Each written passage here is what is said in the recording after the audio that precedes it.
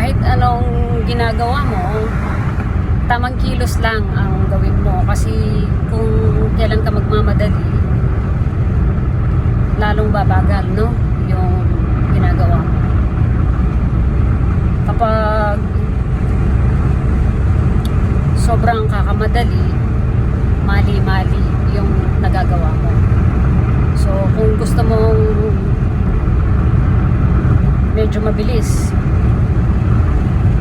at maganda yung resulta ng gagawin mo, tamang kilos lang, sakto lang, huwag mong bagalan, huwag mong masyadong bilisan, dahil mas maganda yung resulta kapag sakto lang yung kilos mo, no?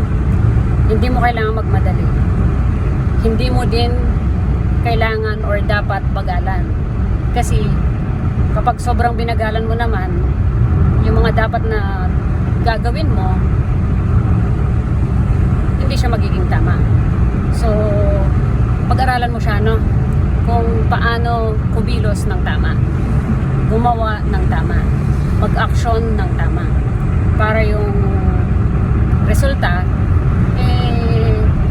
magiging mas malapit sa tama. So, kilos lang, no? Kilos-kilos lang tayo. Galaw-galaw para magkaroon ng resulta. Yun lang.